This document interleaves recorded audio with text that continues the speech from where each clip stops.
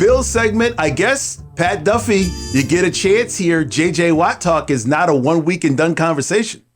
What are we doing? What are we doing here? Can we just stop doing this whole thing?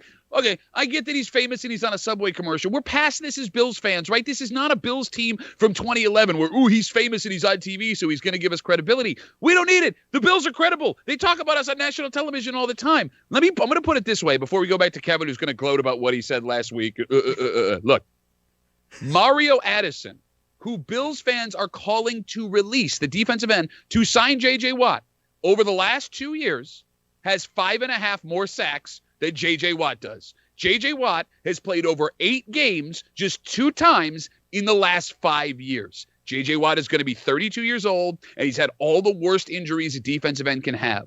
No. All right, Kevin, you called this last week. Why not the Buffalo Bills? It looks like he's on the radar. I said it, in some ways it would make sense, but Pat obviously is against it, and he's, why wouldn't they listen to him? He is the number one Bills fan. I don't know why wouldn't the front office say, you know what, Duffy said no, so sorry. It's funny how there is a segment of fans, though, that are just on this bandwagon and, tweets and whatever. I saw J.J. Watt at Wegmans, and no, that was a Subway ad. It wasn't at Wegmans. Come on. But, and that was in Amherst or wherever. I mean, they've got him in town, and I still think he makes sense in a limited role, depending on what you have to pay him, and let him just be that pass rushing specialist. And he has leadership.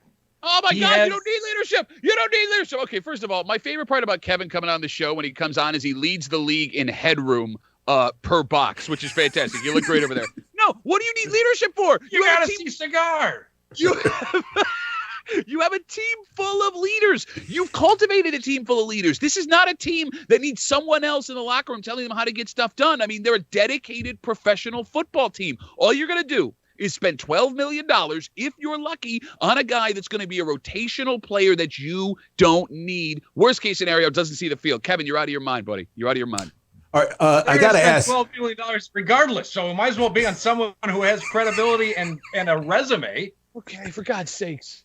Just telling you, watch is in full effect in Buffalo. Meanwhile, Matt Milano, your thoughts, Pat, on him staying with the Buffalo Bills or exploring free agency?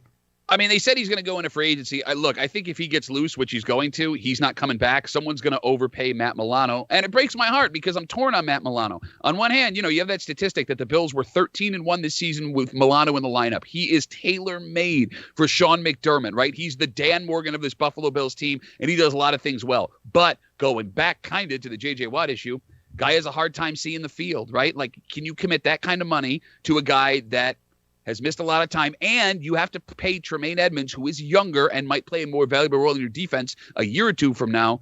I don't want to see the guy go. It feels, Kevin, you know what it feels like? It feels a lot like Shane Conlon when he ended up out in Los Angeles when free agency started. It breaks my heart, but it might have to happen. And sometimes, they leave and you find out, well, you know what? We're okay with it. No, it might be a decision made for the Buffalo Bills when it comes to the numbers. It seems like as if, Duffy, you have a job in the near future with the Buffalo Bills and their budget team going forward for the salary cap, because you went through those numbers very fast. I'm impressed. Look, man, I've been playing Madden. I got 20 solid years of Madden franchise modes in which I always win the Super Bowl, and I don't know why the Bills don't answer my applications I've been sending year after year. Okay, well, perhaps this will be a different way to apply for the job. I vote for you. I'm telling you, if they call me, use me as a reference. I'll get you in. And you look great in that tie, so I think that'll help. Thank you. Nothing about the sweater, though?